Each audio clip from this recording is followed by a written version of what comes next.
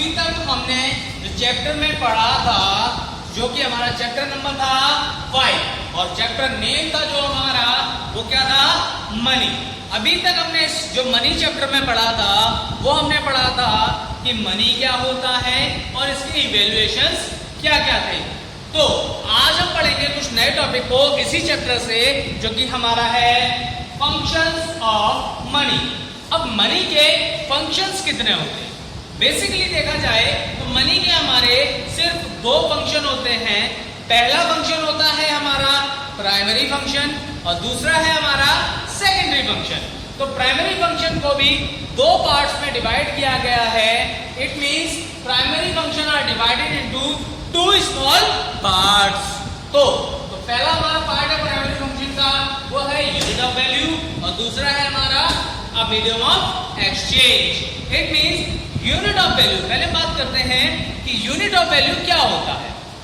Unit of value का मतलब कि आज की डेट में आप किसी भी गुड्स का या किसी भी सर्विसेज का एक वैल्यू लगा सकते हैं। जैसे कि हम लोग एक एग्जांपल ले सकते हैं वैल्यू ऑफ यूनिट का, जो कि मैंने आपको पहले भी बताया था कि आज की डेट में हम किसी भी गुड्स की या किसी भी सर्विसेज की एक वैल्यू यानी कि एक कीमत लगा सकते हैं। इट मींस हम इसको कह सकते हैं a unit of value means it can, with the help of money we can easily measure to any commodity or goods as well as services to be compared with the help of money। उसके बाद हम बात करते हैं medium of exchange.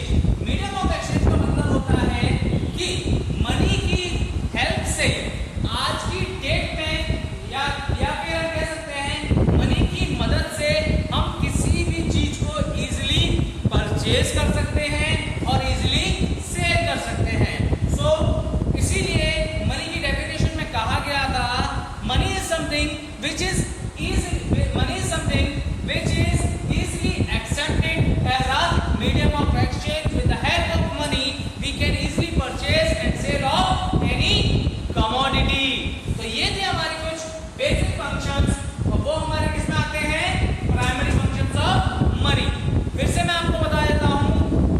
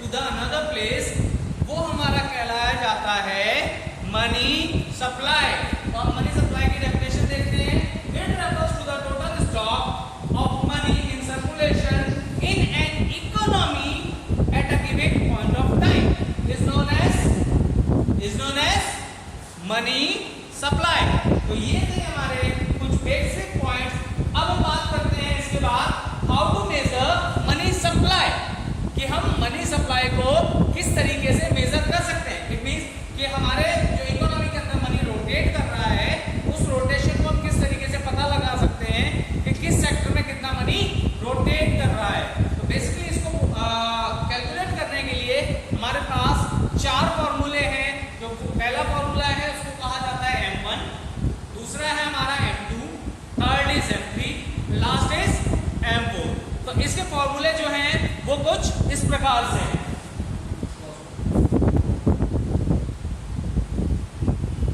Definition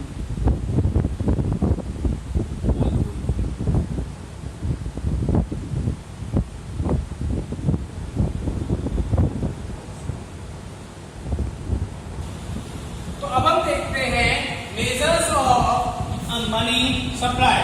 तो measure how to calculate the money supply, it means इसके कुछ फॉर्मूले से हैं जिसमें हम मेजर कर सकते हैं किसको, मनी सप्लाई। फिर से मैं बात करता हूं, मनी सप्लाई क्या था, it refers to the total stock of money in circulation in an economy at a given point of time is known as money supply. कि हमारी इकोनॉमी के अंदर जो पूरा मनी रोटेट कर रहा है उस रोटेशन को ही कहा जाता है मनी सप्लाई। उसके बाद मैंने आपको बोला था how to calculate money supply. तो मनी सप्लाई को कैलकुलेट करने के लिए बेसिकली हमारे पास 4 फॉर्मूले हैं, जिसमें हमारा पहला फॉर्मूला है वो क्या है हमारा C plus OD plus DD। तो C मीन्स, C का मतलब होता है currency held by public. C का मतलब करेंसी हेल्ड बाय पब्लिक। और उसी तरीके से OD का मतलब होता है अदर डिपॉजिट विद RBI, और BD का मतलब है net demand deposit with bank. अब जो हमारा सेकंड फॉर्मूला है वो हमारा क्या है M2 को फाइंड करने के लिए हमें क्या चाहिए, M1 यानी कि C plus OD plus DD। उसके बाद हम उसमें प्लस कर देंगे saving deposit with post office saving bank. M2 को फाइंड करने के लिए सबसे पहले हमें क्या चाहिए, M1 का मतलब C plus OD plus DD, यानी currency held by public plus other deposit with RBI plus net demand deposit with bank. तो M1 हमारा आ जाएगा। M1 के बाद हम क्या करेंगे, saving deposit with post office saving bank. जैसे ही हम M1 को ऐड कर देंगे किसके साथ, saving deposit with post office saving bank के साथ, तो हमारा क्या निकल कर आ जाता है M2। उसके बाद हम बात करते हैं M3। तो M3 के लिए हमें सबसे पहले क्या चाहिए, वही सेम थिंग। M3 के लिए हमें चाहिए M1 यानी कि C plus OD plus DD, यानी currency held by public, other deposit with RBI and net demand deposit with bank. इन तीनों को प्लस करेंगे, उसके साथ हम ऐड कर देंगे net time deposit with commercial bank. कि अगर मैं M1 के साथ में net time deposit with commercial bank को ऐड करता हूं तो मेरा क्या निकल कर आता है, M3। इसी तरीके से हम कैलकुलेट करते हैं M4 को। तो M4 को कैलकुलेट करने के लिए हमें फॉर्मूला चाहिए M3, it means this plus total deposit with the post offices, यानी कि पोस्ट ऑफिस में टोटल अमाउंट कितना डिपॉजिट है उसके साथ साथ हम ऐड कर देते हैं M3 को, तो मेरा निकल कर आ जाता है M4। अब इस फॉर्मूले के बेसिस पे हम एक क्वेश्चन को सॉल्व करने की कोशिश करते हैं। तो देखते हैं कि इन फॉर्मूले का यूज करके हम M1, M2, M3 और M4 को किस तरीके से कैलकुलेट करते हैं। तो ये है हमारा क्वेश्चन। इस क्वेश्चन में हम देखते हैं कि हमें M1 किस तरीके से फाइंड करना है, M2 किस तरीके से फाइंड करना है, M3 किस तरीके से फाइंड करना है और M4 किस तरीके से फाइंड करना है। तो हम लोग देखते हैं। तो क्वेश्चन हमें दिया है currency and concept public 26,000, demand deposit with commercial bank 16,000, other deposit with RBI 24,000 और net time deposit with commercial bank 10,000 और उसके बाद हमें दिया हुआ है 14,000 and last is saving deposit with post office saving bank। तो अब इस क्वेश्चन का यूज करके हम देखते हैं कि हम M1 किस तरीके से फाइंड कर सकते हैं। तो M1 फाइंड करने के लिए हमें क्या चाहिए? M1 फाइंड करने के लिए हमें क्या चाहिए? C यानी कि करेंसी एंड बाय पब्लिक। तो इस क्वेश्चन में करेंसी दी हुई है, बिल्कुल। पॉइंट नंबर 1 में आपको दिया हुआ है currency and coins with public. It means C is 26,000। उसके बाद प्लस कर देते हैं क्या? ओडी का मतलब होता है अदर डिपॉजिट विद आरबीआई। तो इस क्वेश्चन में दे रखा है पॉइंट नंबर 3 में अदर डिपॉजिट विद आरबीआई कितना है? 24,000। उसके बाद इसमें ऐड कर देते हैं क्या? डीडी का मतलब net demand deposit with RBI. इसको demand deposit with net demand deposit with bank, इसको हम डिमांड डिपॉजिट विद बैंक भी बोलते हैं। डीडी हमारा इस क्वेश्चन में दे रखा है demand deposit with commercial bank. तो demand deposit with commercial bank कितना है हमारा? 60,000। ओवरऑल अगर हम इसका कैलकुलेशन कर दें तो हमारा क्या निकल कर आ जाता है? हमारा निकल कर आ जाता है M1, जो कि हमारा कितना होगा? 66,000। तो ये था हमारा M1। इसी तरीके से हम M2 को फाइंड करते हैं। तो M2 हमारे निकालने के लिए क्या चाहिए? M2 equals to M1 plus saving deposit with post office saving bank. तो M1 यानी कि M1 मेरा कितना है? 66,000। इसमें ऐड कर देंगे saving deposit with post office saving bank. तो क्या मुझे इस क्वेश्चन में दे रखा है? यस। पॉइंट नंबर 6 में हम लोगों को दिया हुआ है saving deposit with post office saving bank कितना है? 5,000। हम इसमें 5,000 ऐड कर देते हैं तो फिर हमारा क्या निकल कर आ जाएगा? हमारा निकल कर आ जाएगा M2। तो M2 हमारा कितना हो जाएगा? 71,000। तो ये हो गया हमारा M2। और इसी तरीके से हम फाइंड करते हैं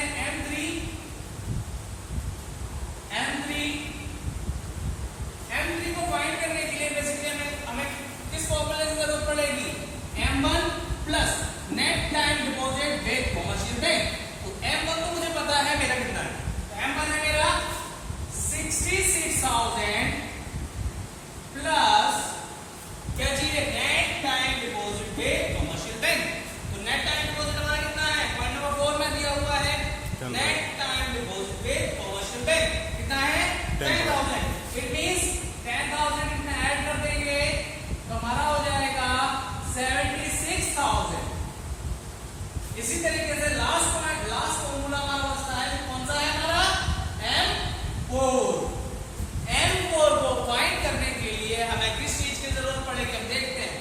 M4 को फाइंड करने के लिए जरूरत है M3 अभी हमें रूल निकाला था कितना था? 76,000। ठीक है, 76,000 आ गया। उसके बाद हमें क्या चाहिए? Total deposit with the post offices. तो हमारा पोस्ट ऑफिस में भैया टोटल कितना जमा है? 0.5। Total deposit with the post office 14,000। वो है हमारा 14,000। यानी ये हो गया 14,000। तो हमारा M4 निकल कर आ जाएगा 0,00009। It means 90,000।